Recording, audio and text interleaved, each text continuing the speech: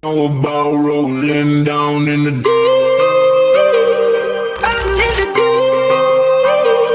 down in the Never know y'all be loving this shit right here. about rolling. What you gonna do? Rolling. What you gonna do now? In the rolling. What you gonna do? Right, y'all be loving this.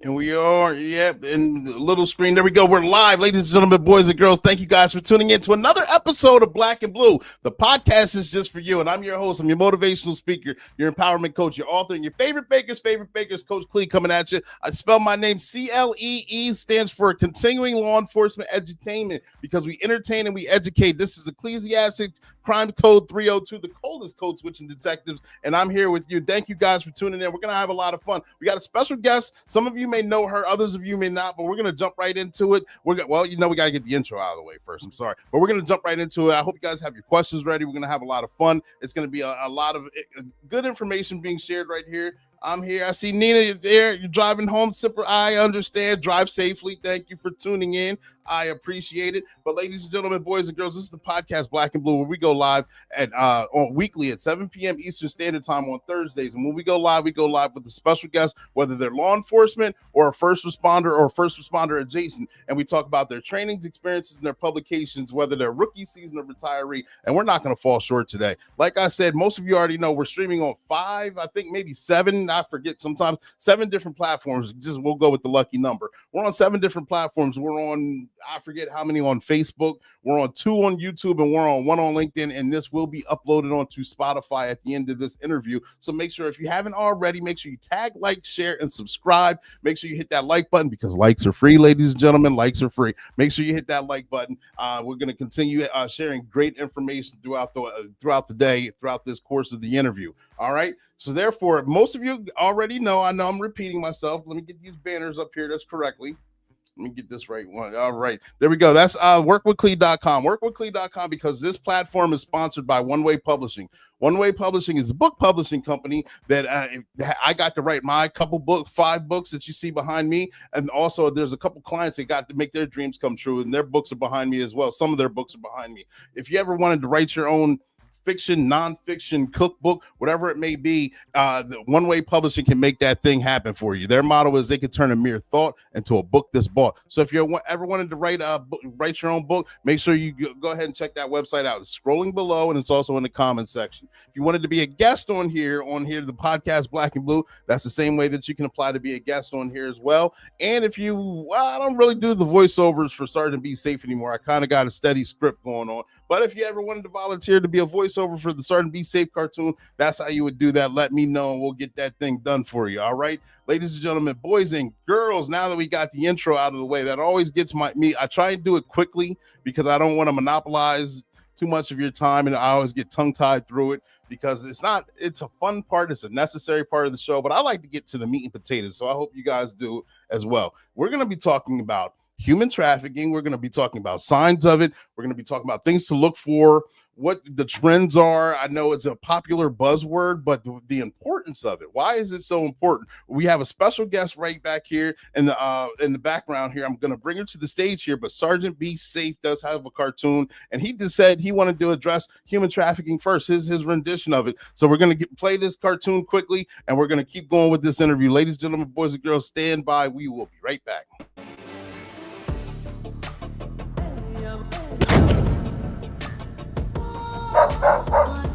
In this episode of Sergeant Be Safe, we'll discuss cyber crimes and how our children are being targeted. We see Maya working on her laptop. Hopefully, she won't fall victim as she's being preyed on. Level up! This is so much fun! Hey, what's going on with my laptop? Why is this adult messaging me? Hello, Maya. Ready for a real adventure? You should be a star. You should send me pictures. I could make you lots of money. Just don't tell your parents or I'll find them, and that'll be very bad. Hey, Thirsty McSchemes, we better not get caught. Oh my gosh, I don't know what to do. I'm so scared. Maybe I should just listen to him so he'll go away or he won't hurt my parents. I don't know. I need help. Now listen up, everyone. At this exact moment when you're confused and frightened, like Maya is right now, is when you need to tell your parents and your parents contact the police. Before things get too out of control and out of hand, Captain Chaos and I don't want to see you become a victim of a cyber crime or cyber threat. And Maya did the right thing. She told her mother, and her mother immediately brought her to the station to be interviewed by our specialist, Officer Stiletto. Thank you for taking the time out to speak with us, Sergeant Be Safe and Officer Stiletto. When Maya brought this to my attention, I was very frightened. This is so out of the ordinary, and I didn't know what to do. I wasn't aware that there was a task force and you're a specialist on the team. Until right at this moment, that is such comforting news. So instead of being embarrassed and hiding the news, Maya's mother made the call and contacted us, which allows us to use our resources to the best of our ability and investigate this crime. We see Inspector Chase Clarity doing research that helps us solve the crime. We also see Officer Stella Stiletto making phone calls and typing up paperwork so we can find the bad guys and have them arrested. We all work together as a team to fight cyber crime, cyber threats, and potential human trafficking. So because Maya's mother made the phone call, we were able to do the research and utilize the team effectively. Find the bad guys and SWAT Officer Clay Moore, and I effectively arrested the IT evil genius, Chance Wilder, and this new creep, the fiendish foe, Thirsty McSchemes. Hands up, you both are under arrest. You disgust me. You used my equipment instead of trying to extort money from adults. The team truly came together, and we all worked hard and got to make that successful arrest. Maya is no longer a potential victim. She's now a conqueror. She will now be confident, and her confidence will spread. And that's how we combat crime. This family is back on track. Kids, don't be afraid to tell your parents of suspicious activity. Parents, make sure you contact your local authorities with any questions you may have regarding cybersecurity, cyber threats before they lead into something more dangerous. And that's your tip of the day to get you on your way.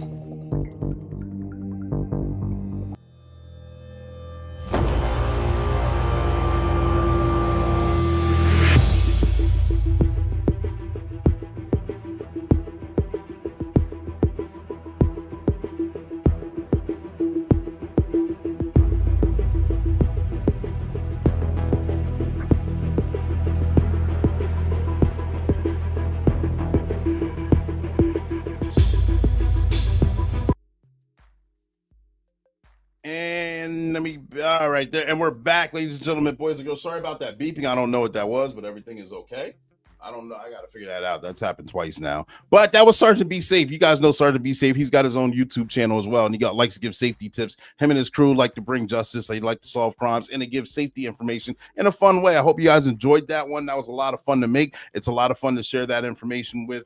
If you have any questions or comments, please put those in the comment section. Like I said, I forgot to tell you guys, this is a live one. This isn't the recorded one. So if you want that shout out, put your name and where you're from in the comment section. If you do have a question, put it in the comment section. We'll address it as soon as we can. We may not be able to get to all of them depending on where we're at in the conversation. Also understand that there's about a 5 to 10 second delay from the time that you post it till the time that I see it as well. So, we'll get them as we can, but understand we're still having a conversation, ladies and gentlemen, boys and girls. But without further ado, let me get the right banner. Let me get the right ticker. There we go. Ladies and gentlemen, boys and girls, I want to introduce the modern day abolitionist. She's got goals of liberating others from the bondage of human trafficking. We talk about human trafficking a lot. Ladies and gentlemen, boys and girls, yes, I have another video.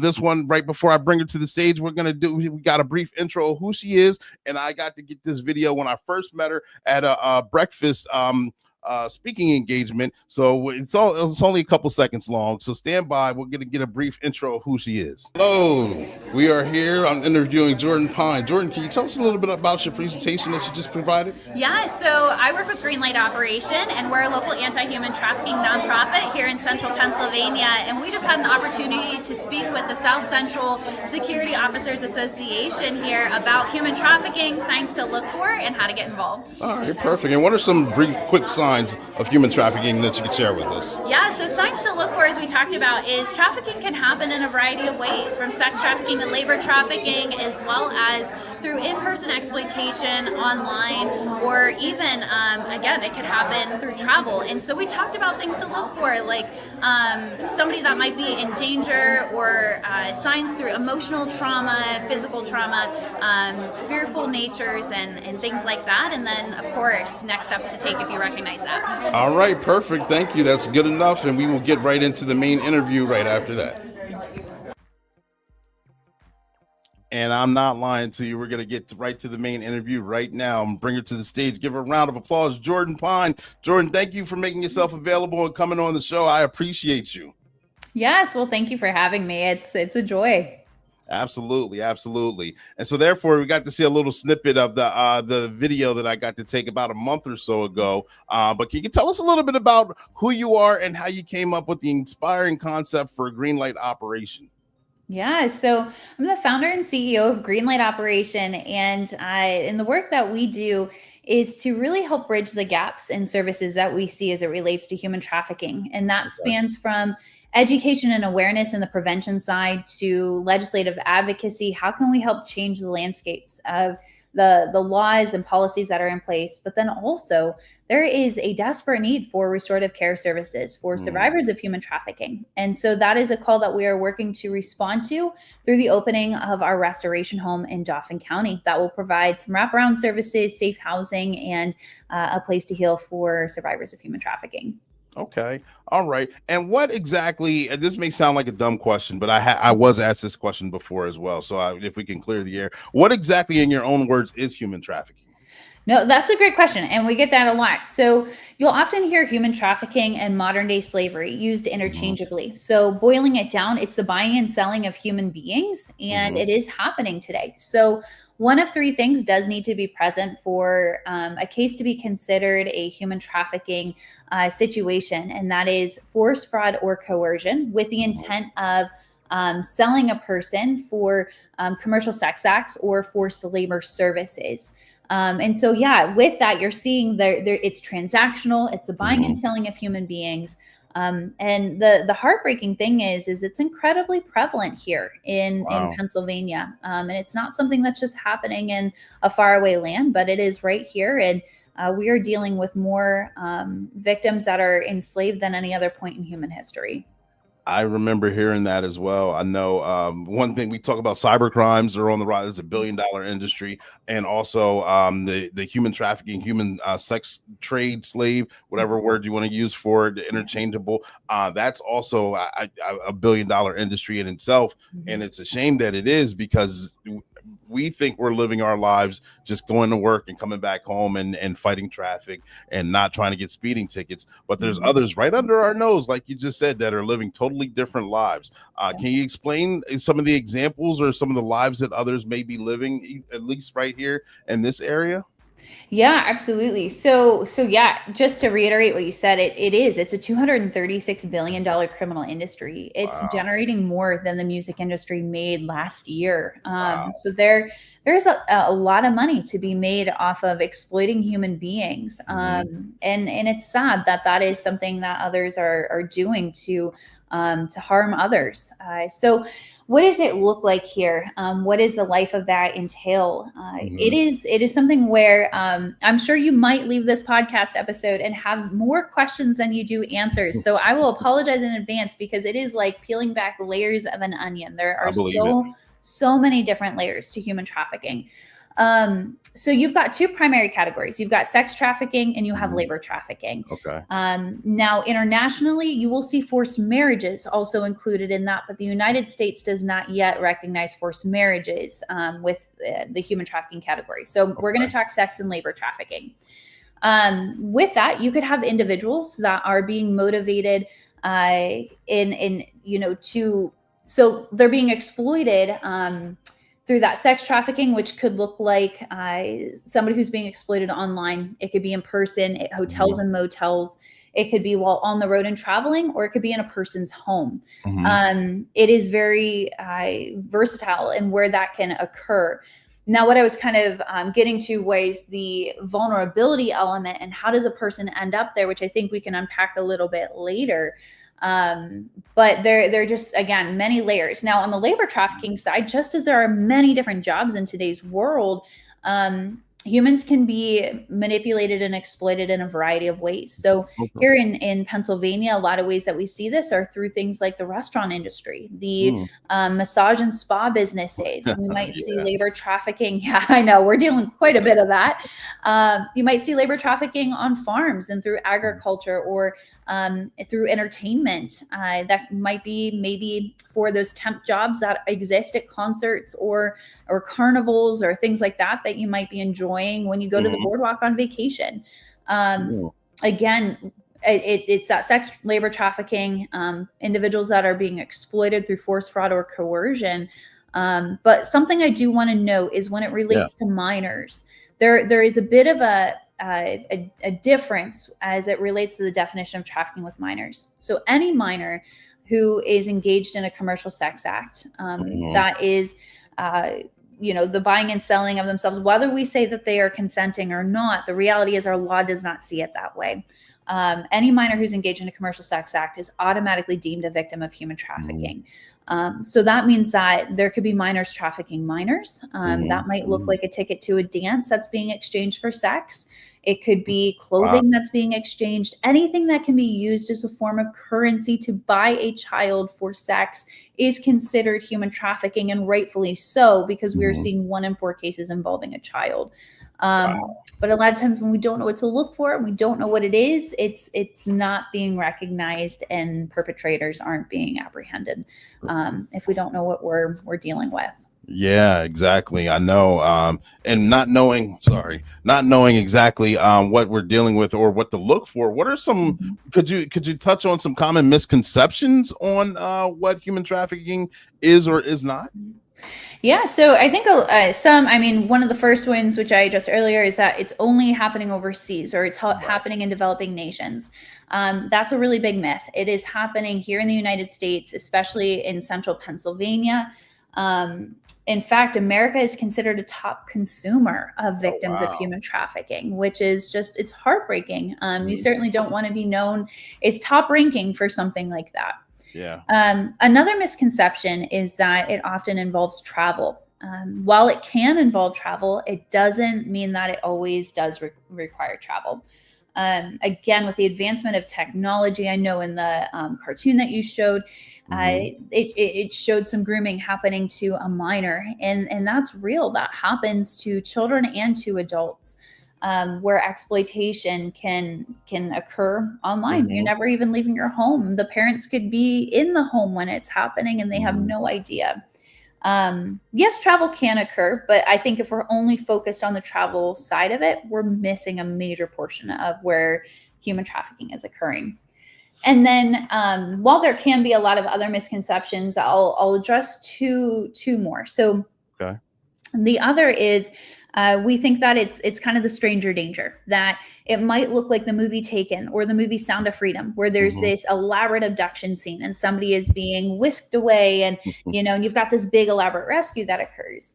While that could happen and might happen, the reality is that over 40% of victims know or actually most victims know their trafficker. Over 40% are exploited by a family member, Oh, and wow. 39% exploited by a romantic partner. And so one of the major elements to this is you're seeing that victims know their trafficker before they're even exploited. And so it's a very relational manipulation that occurs, which makes it so incredibly difficult to identify then.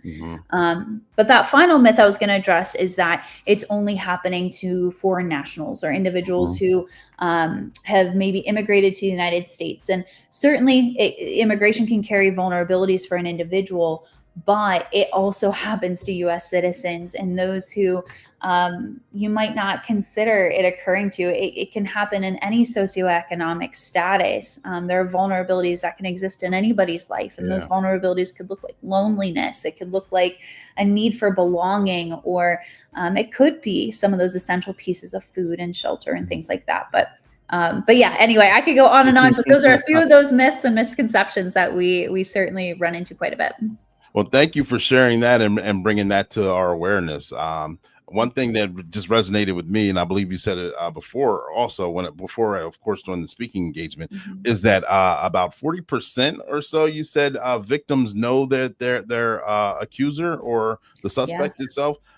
So people ask, if they know them, why don't they tell a different trusted adult or whoever, someone that they may believe, or someone that may believe them, or another adult, or just come out and say something, or tell that person to stop? If they believe that they know that individual, why would they continue on being trafficked or being used in a situation where it seems like it would be so that we think it's so easy to get out of? Yeah, it's a fair question, and I think a lot of people do wrestle with questions like that. But if we know the person, especially, and if we're talking about a relationship where the foundation is one where there typically is a lot of depth, whether that is a romantic partner or a family member, it means for that individual being exploited that they are betraying somebody that they love. And a lot of times you have a deep relationship where it's very common that one of the first traffickers is a parent. It could be mom or dad.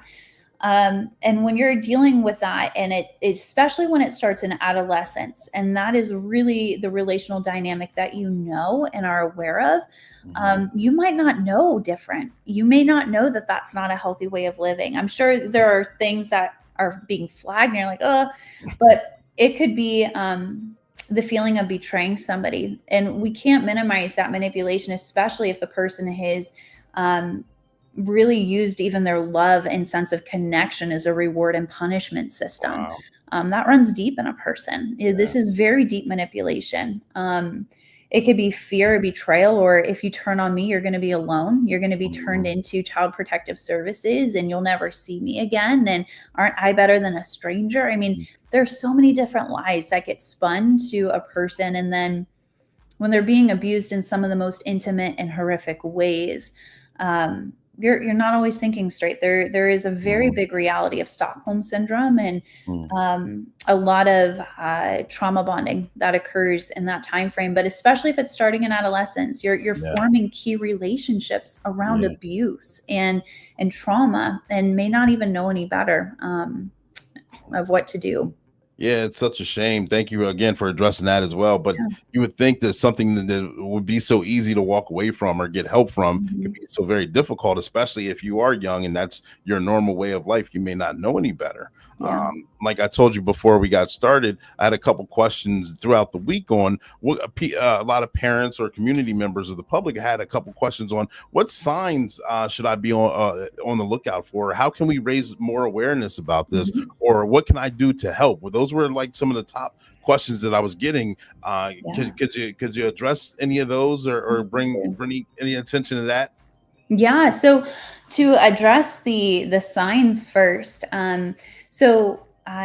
things that you might want to look for, and I guess a note as well is one of the best ways to identify human trafficking is actually through relationship and knowing people.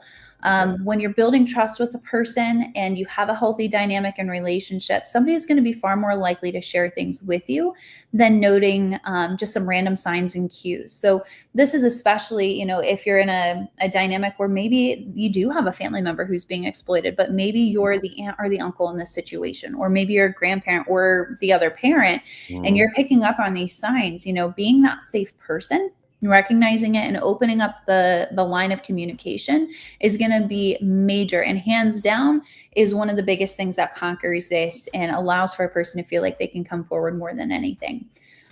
So again, relationship is key, but maybe you're traveling for the summer and you want to be better equipped. What do I need to look for? Or maybe you work with students in some capacity. So things might be a person who's very withdrawn, acting different from their typical behavior, which could be a sign of something else that's going on. You may notice things like branding marks or tattoos in the same place, where this is a group of people that maybe don't typically hang out or have a lot in common, but you're starting to see some consistent marks and tattoos. Traffickers sometimes will brand. Those are victimizing. You might notice things like transportation being provided by an employer, overcrowded living conditions, a person who is malnourished. Maybe there's sudden usage of substances or unhealthy coping mechanisms that are happening, or hypersexualized behavior coming from an individual that doesn't ordinarily display that. You might see an increase in paranoia. Maybe they feel like they're being tracked, or they're nervous about not getting back in time for a curfew that, for maybe their age or relationship dynamic, it's odd that they might even have a curfew, or kind of be concerned about that. Gotcha. Or maybe you're working with somebody and you notice that they're always looking at the person accompanying them and almost seeking permission to say anything, or kind of concerned that maybe something bad will happen if they misstep or say something they're not supposed to. There are some other signs, but these are some that you may regularly see. And if you suspect that, if you are seeing some signs like that, these could be indicators, again, of mental health concerns. These could be indicators of an abusive relationship. But especially when they're paired together, they may also be cueing you into, okay, something, at the very least, something is not right. Right. What do we need to do? Gotcha. So step number one, if somebody's in immediate danger, you call people like Sergeant Clee, right? You are calling 911. If there's a minor involved, we recommend calling Childline, of course, especially if you're a mandated reporter. Right. But third, and it may feel a little bit cumbersome, but that would be to call the National Human Trafficking Hotline or text them, simply because in our work with Greenlight Operation, we've traveled the state. We've hosted over 235 seminars educating about human trafficking. And what I can tell you is throughout the state, there is still very limited public education available about human trafficking. And many first responders have not been equipped or trained. Let's face it, there's lack of resources and lack of time. And so, while we are going out and trying to educate and equip as many as possible, there are still many regions throughout our state where when we talk to law enforcement and others, they're like, well, it's not happening here. And our challenge is always, well, just because you don't have any cases, does that truly mean it's not happening here? Or are we just not equipped to properly recognize it? Which is why we're so fortunate to be in a region like Dauphin County, where we have the task force, and they just are truly just blowing things out of the water in such a great way on this. But yeah, those are some of the signs and ways to report that if you do suspect it. Gotcha. Yes. And Shayla just said she's so surprised that many haven't been trained. Yes, I understand. But utilizing, like you touched on, resources and just it's like law enforcement seems like we're always late to the game. Criminals move quickly. They pivot quickly just so they can keep their enterprises going. So it's unfortunate. No, and even directly to that, we spent so much time focusing pre-COVID and of course, in 2020, 2021, so much focus was on truck stops. It was on the transport of individuals in trafficking. And it's almost like you finally caught up on that, and people understanding, okay, this can happen on roadway systems through transportation. But traffickers are already leaps and bounds way ahead now. So much is happening online. It's happening through the chat features on gaming systems. Yeah. Games as innocent as Roblox. You know, there are young children that are being targeted online.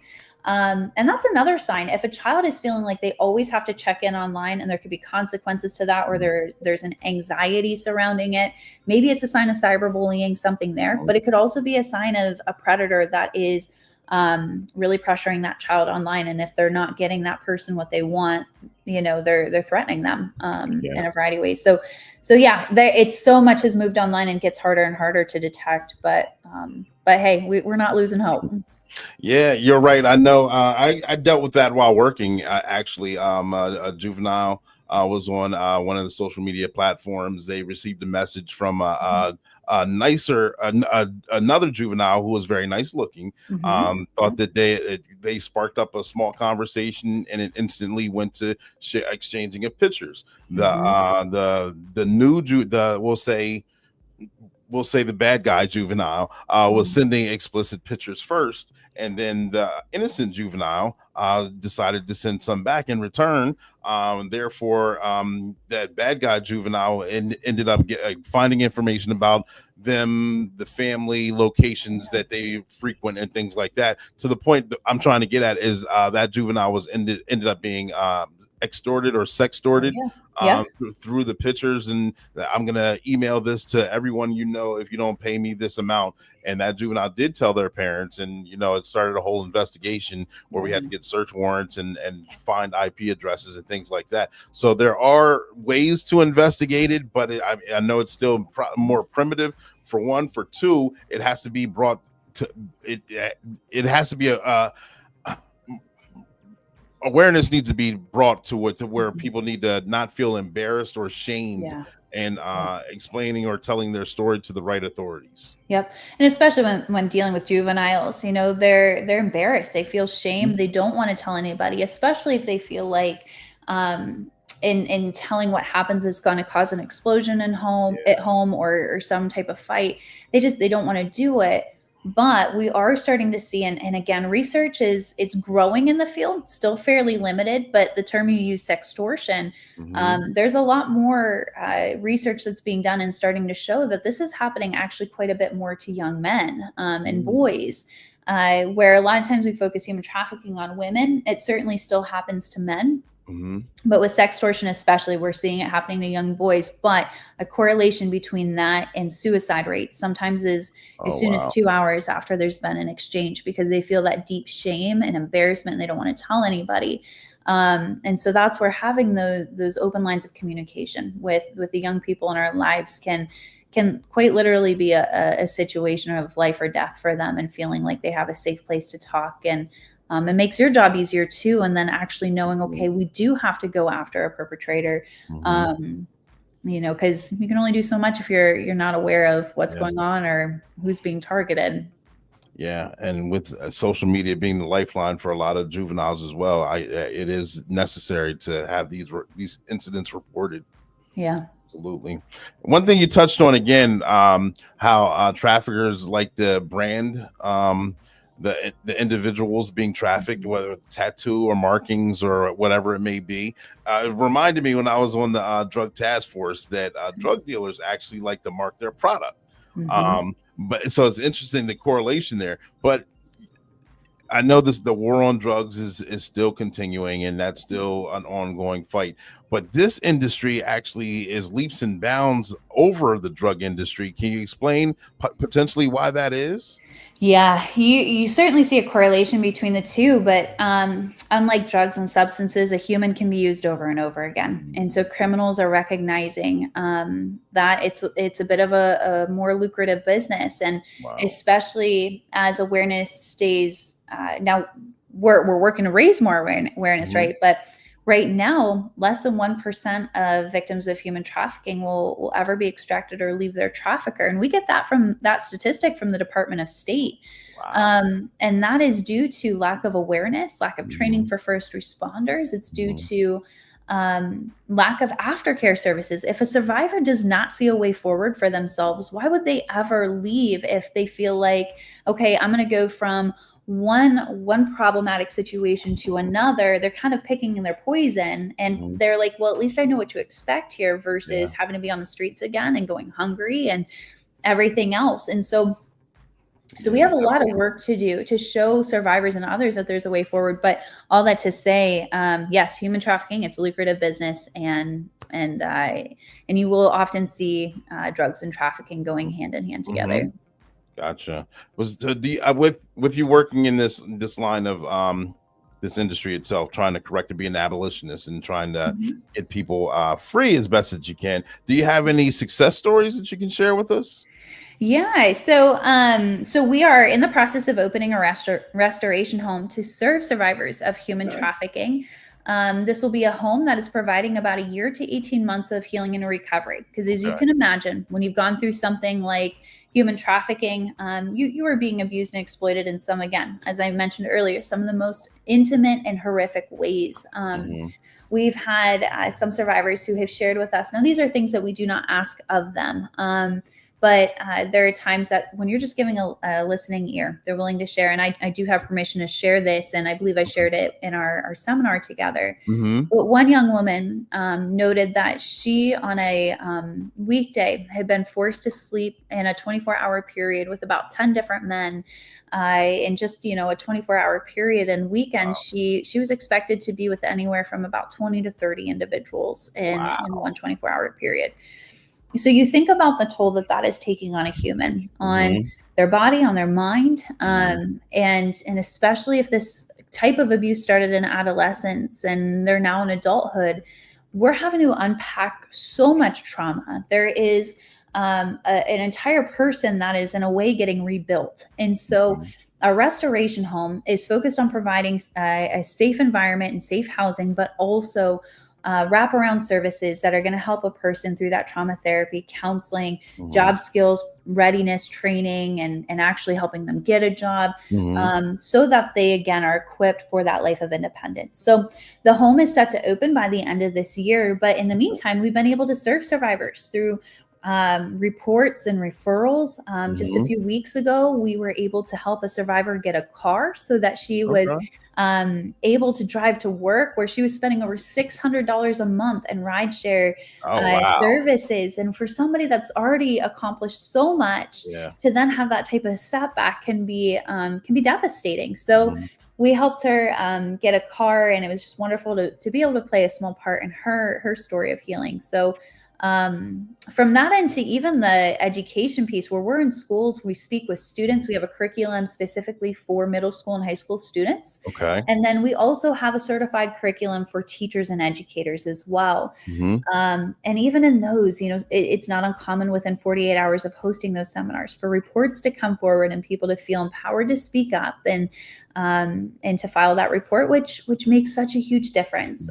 So yeah, we do have some of those victories. It can be slow going sometimes when you're unpacking such heavy stuff, but we certainly celebrate those wins when they come along. Yeah, there you go. Congratulations. I know it's very difficult to measure those victories, but I'm assuming that I know there's a lot of work that goes involved with any kind of story, any individual, whether it's extreme trauma or you catch it right at the onset of it, for lack of a better term. But it's kind of a loaded question. How do you measure the success on a quarterly or yearly basis, or however you would need to gauge to see if you're doing the correct thing or you need to pivot and focus somewhere else? Yeah. So for us, we do measurements in different areas. So one would be for seminars. Of course, you're assessing where have we been speaking, what are the audiences, how frequently, and then what are the outcomes? Are we seeing reports coming forward from those? Are we seeing an example would be Erie County. We had done some community outreach and education, and now we're starting to see from that education a task force that is getting ready to launch and start. But when it comes to the restoration home, we are actually in the process of developing those assessments. It's very important to us that we have those in place before we begin housing residents, because we look at it as an opportunity to help bridge the gap even in the research that's available when it comes to aftercare services. So we have been working with some professors from Messiah University and working to get some of those assessments put into place so that we can have the baseline. What are things before a resident begins her healing and recovery, and continuing in those assessments all the way through until graduation. So we'll be measuring, of course, graduation rates, but what is the job retention? What are we seeing with even the stress assessments that are being done? How does she feel safe? Is she feeling stressed? Are we starting to see in the work that she's doing that she's dreaming again and that she's moving forward and sees a life again? Those are victories, especially when somebody has been so abused that they can barely even think of tomorrow because they're just trying to survive today. So yes, our team, we've got a wonderful residential care team that is actually currently in the midst of deciding there's so many things that you can assess, but which ones are the priority? What are we going to work on the moment that we begin accepting those residents? Is there a common theme that you see, at least here in the state of Pennsylvania, that's more prevalent than anywhere else as far as human trafficking? Yeah. So common theme, do you mean like type and form of exploitation and trafficking? Yes. Thank you. Yeah, no, that's okay. So we are seeing sex trafficking is one of the most common forms of human trafficking in our state, or at least the most broadly recognized. Okay. Labor trafficking is certainly here and prevalent. It is just more difficult to identify it because with sex trafficking, there are some natural indicators. Is the person complicit? Are they at a state where they are willing participants? Are they not? Now, if it's a minor, again, that's a different story. Labor is tough because you're trying to figure out, is this person actually getting paid? And, the job isn't illegal that they're doing, but how do we figure out if they're actually, again, being paid for this or being forced into that labor? There's some more layers that can make it difficult to identify labor trafficking, which I believe certainly lends to why sex trafficking is what we know most in Pennsylvania. Right.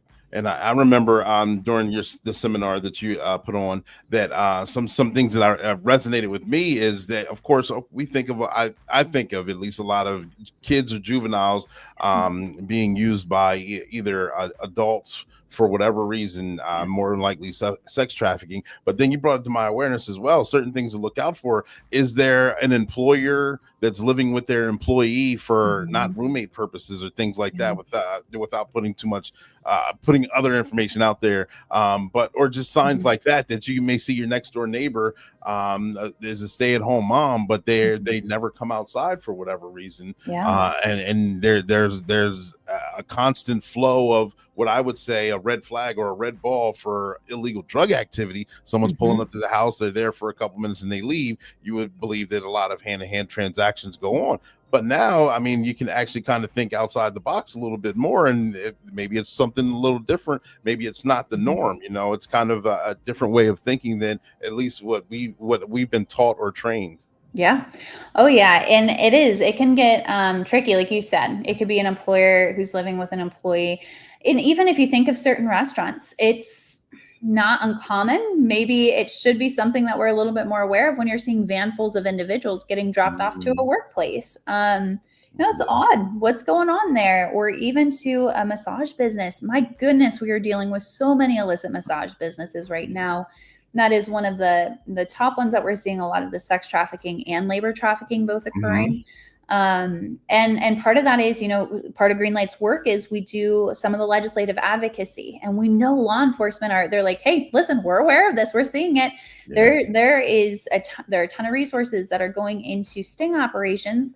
But the challenge with that is then if we are not, if the penalties are not aligned with the punishment from a legal standpoint, and if right now the licensure component is not in place, that prevents these businesses from opening back up right away, they just keep opening again. And so, we worked with Cumberland County about a year ago on one of the sting operations that they had done. And I could share this now, but we're talking a year of surveillance and about a dozen businesses that were busted. And within 2 weeks, over half of them were open again because legally their hands were tied and the penalties were so so few and little to them that it was worth them even risking bringing in new vanfuls of women to restock essentially.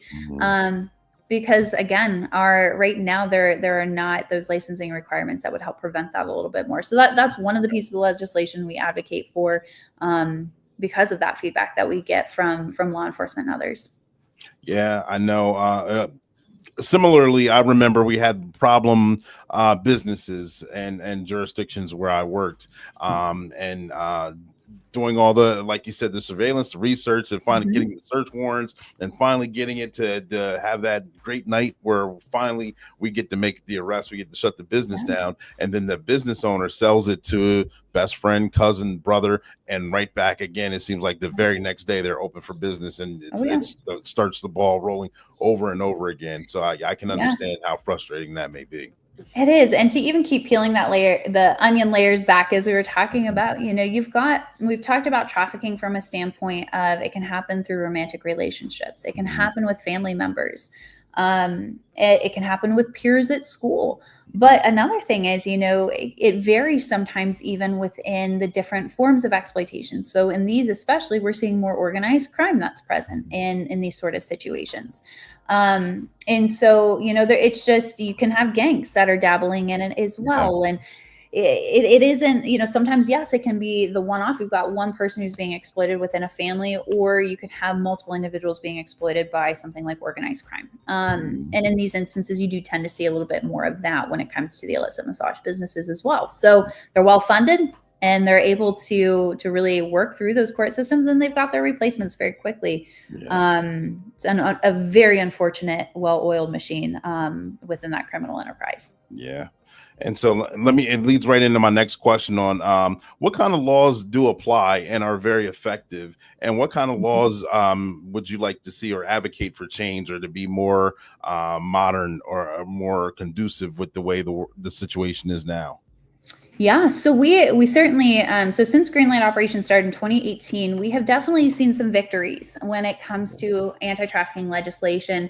And actually now more than ever, we have more bills that are being proposed to combat trafficking, from the prevention all the way to the aftercare, which is phenomenal. We have seen things like the Buyer Beware Act and safe harbor laws that have passed that have really tried to increase the penalties and make it more difficult for buyers in human trafficking. Of course, every law still, there are still some gaps, things that need to be adjusted. So what we're focusing on right now, as we noted with the illicit massage businesses, we are advocating to see licensing requirement for those bodywork facilities that would make it a little bit more difficult for the criminals to jump through those loopholes that currently exist. So we definitely want to see that licensure in those situations. We also are advocating to see vacatur law passed. So essentially what that is expunging the criminal records for survivors of human trafficking for the time that they were being exploited, removing those crimes that were put on their criminal records. Because let's face it, traffickers aren't always going to be the ones doing the dirty work. They're making their victims do it. And so you can have these survivors who have left the life, that are moving into a new life, but they're having challenges with getting housing and jobs and everything else because of these criminal records due to being trafficked. And so this would help expunge those records for them to have a better life moving forward. And then some other elements that we have that we'd like to see as well would be things like just helping with even getting their driver's license and some of the documents, which again can be withheld by traffickers while being exploited, but especially a driver's license can be very challenging, especially if there was a lot of substance abuse during that time of exploitation. And we have more. So a resource that Greenlight Operation has, it's a newer resource, is on our website at greenlightoperation.org, and we have a legislation tab. On that tab, we actually track what are the anti-trafficking bills that have currently been proposed. Where are they? What is their status? And when did that status last change? And we've even put in that document whether or not Greenlight Operation is in support of that or not. And we give a few notes on that. We try to update that at least once every other month. So it's relatively fresh. The last update was May 1st. And we would encourage you, call your legislators. The biggest feedback that we get from legislators is they are interested in getting involved with this, but they have to prioritize their time based off of what their constituents are most interested in. Right. And so if they're not hearing from us, they're not going to get involved. But because more and more people are raising their voices and saying, hey, it's the 21st century, it's about time that we're done with this. Let's do something about it. And how do you wiggle out of that and say, actually, no, I'm okay with human trafficking and letting this go forward? This is a nonpartisan issue. This is something that everybody should be getting involved with and helping to prevent and assisting with the interventions as well as the restorative care. So yeah, we do have that resource on our website for anyone who's interested. Yep, I know Ernesto Pender Jr. I'm sorry if I said your name incorrectly. I was looking at where can I learn more. I know you shouted, you put that information out there. You gave your website. If he has any other questions or any contact information, would you like to put that out there as well? Absolutely. So on our website, we do have a contact us form, and we'd be happy to answer any additional questions that you might have and can assist there. But yeah, if you're looking for legislation specific information, that page will have some really great resources for you. Perfect.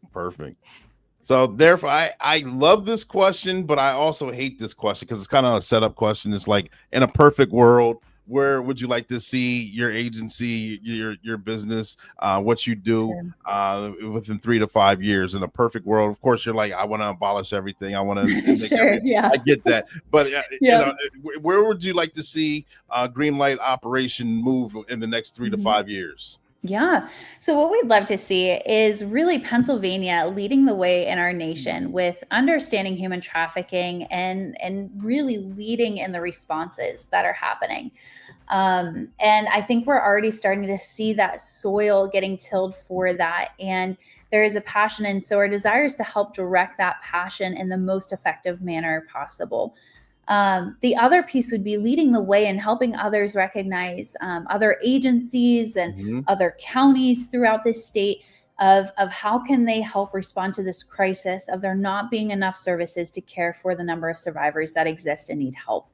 The fact that less than 1% are currently leaving their trafficker or have access to resources, it's appalling that we can't help more individuals. So the hope would be that through a restoration home, and this is why the assessments and the research behind it is so important, is we want to be able to model the way for others and help others see how can they also do this. And as we teach about human trafficking, how can we also teach and educate about restorative care? So it's not such a scary and sometimes the fear is even just in the unknown, but how can we help others feel equipped and empowered to effectively help and not unintentionally hurt people that need the help they need? Because too, if you're dealing with programs and agencies that aren't equipped to handle this and that aren't informed in this type of trauma, reality, they don't really have much business dealing with it. And I understand having a bleeding heart and wanting to help, and that's not all bad, but we have to make sure that we do what we're equipped to do, because you can really hurt a person, especially someone who is struggling to trust others. And we don't want to break that trust and see them then revert back to a life of exploitation because they're like, what's the point? I've been hurt now again. So yeah, all that to say, we want to help equip so many more people to assist in this. I gotcha. And I know, just like piggybacking on what you said, having a bleeding heart and wanting to help people. I put a story out when I was a younger officer many moons ago, when I still had hair and this wasn't gray. I remember coming in contact with an individual and they said, yeah, I wasn't picking up on the signs. Of course, I was still learning as well. So give me a little grace. But I remember they were just, I just went out of this situation. I just want to go. I'm like, you can go. And then, no, I don't have my birth certificate. I don't have my driver's license. I don't have my social security card. I don't have this. I don't have that. And to me, I'm thinking, well, you can always go to this office and get that. You can get that. These are very easy to get within a certain amount of time. Like, yeah, you can always catch a ride, get a walk down there, depending on how far it is. So there's ways out of it. And to me, I'm like, that's easy. Just go down here and apply. And I'm giving the answer, but I'm not really giving the answer. And I didn't know it at the time. I'm like, I'm helping you out tremendously. Go do this and go do that. You'll get that, then follow up with this step. And not knowing this person getting so annoyed with me because they know all this, but they don't know really. I'm not understanding what they're really telling me at that time. Yep. And sometimes too, and this is something I'd say to everybody, we have to have grace on our past selves where you only know so much, and I think it's so great to continue to learn and to continue. I mean, I am always furthering my understanding of trafficking, and there's always more and more to learn. We're always students of the craft. But there are times too where I'm in the same boat where I'm like, man, I totally missed that, and it's just like, we do have to have grace on our past selves while also continually learning and sharpening that. But yeah, I'd say that for any of the listeners as well. So we might have flagged something for you that you're like, wait a minute, I think I missed this or recognized it. But we learn from that. That's all part of learning. Absolutely. Well, Jordan, I appreciate having you on here. Through the course of conversation, I may have forgot to ask a question, or I may have jogged your memory on something that you wanted to touch on. Is there anything else that you wanted to share with us? Right now, the floor is yours. Oh, well, thank you. It has been such an honor to join, and thank you for having me as a guest. And I'd say for anybody who is learning about human trafficking, maybe you are someone who knows a lot about it, and this is actually a field you work in. That's great. We're so grateful, but maybe you're learning more and you're wondering, how can I get involved? Or maybe you're feeling a sense of being a little bit overwhelmed. Let's face it, this is a big conversation. It can be a little bit scary. And so to those individuals as well, I'd say continue, all of us, we need to continue to learn more and do more. And there are resources that we have on our website. Maybe you want to get activated and you want to do something and physically get involved. Greenlight Operation does have volunteer opportunities. We are located in Cumberland and Dauphin County. We would love to get you plugged in, and you can fill out a volunteer application at greenlightoperation.org. And two, maybe you want to schedule a seminar for your workplace or with your colleagues, maybe a club that you are involved with. Greenlight Operation does have opportunities to book a speaker, and we can certainly dive even deeper into the conversation as well. We're here to help equip and support. And so if you have any questions, please let us know. We'd love to be a local resource to you. But thank you again for having me this evening. Absolutely. Thank you for making yourself available. I know not only was I educated, I got to be, I was reminded on the seminar that you gave. You touched on a lot of key points. And I sat there, I was interested. I took notes. I mean, realistically, in our field, you want to help and you want to be effective when you help. You don't want to just help and discourage someone else. And you don't want to be the reason that someone slides back 5 more steps when they really wanted to move forward, as opposed to knowing what they were talking about or being able to help them efficiently and effectively to have them move up the ladder to their version of success. Yeah. Well, thank you. Thank you for taking those notes. It's always an honor to hear that somebody is paying so close attention. But no, it's true. It is a heavy mantle. But the worst thing that we can do is to be inactive with the knowledge that we have, and to hear this and have so much head knowledge about it, but then not do anything. And sometimes doing it and moving forward means some mistakes, and and again, having grace on yourself, but learning from it and continually improving. But yeah, a big challenge I'd put out to anybody listening is, you can no longer say you don't know anything about human trafficking or that you're unaware of it occurring here. And so the question is, though, what are you going to do with that knowledge? Are we just going to go about our normal schedule and routines and just continue with the way things are? Or is there something that you're feeling led to do or to get involved with or have that conversation in the workplace? And so yeah, that's a question that each individual listening is going to have to wrestle with. But I would ask, please don't just sit on that information. Well, tonight was a starting point. So thank you for sharing again. Had a couple great job. Thanks for all you do, Jordan. Awesome show tonight. And thank you very much. So a couple of comments that have been tongue tied. Sorry, have been coming in lately. So Thank you again. Thank you. Jordan, thank you for making yourself available. Kia is giving you a round of applause. Thank you very much. Absolutely. Thank you guys for listening. Make sure that you guys check the website out and see what it's all about. See how you can be effective. See how you might be the savior for just that one person. Because I mean, the percentage is very, very low, and there's a lot of work that needs to be done, and a lot of work that needs to be figured out and solved. And we could be the ones. We could be the ones. So again, thank you very much, Jordan, for coming on the show. Thank you. Absolutely. Ladies and gentlemen, boys and girls, I hope you had a great time. I had a great time having her on the show. I hope you guys check out the website. It's still scrolling below. It's also in the comment section. I'll put it on. For some reason or another, it doesn't show up on LinkedIn. I'll put it on LinkedIn as well. But thank you guys for tuning in. This is the podcast. It's just for you. It's Black and Blue, where we go live weekly at 7 p.m. Eastern Standard Time. And when we go live with the first responder or law enforcement officer or law enforcement adjacent, and we talk about their training experiences and publications. And we definitely didn't fall short today. So make sure you guys tag, like, share. Tune in next week. We got a special guest coming next week. I'm not telling you who they are because I got to leave you with that cliffhanger. So you tune in for next week. But I appreciate all of you. We are 10-4 over and out, but I don't have my clips ready. So right now I'm sitting here looking goofy, but there we go. All right. 10-4 over and out. Thank you guys for tuning in. Just the facts, ma'am. Uh-oh. Black as you is, there's a whole lot of blue still shining too.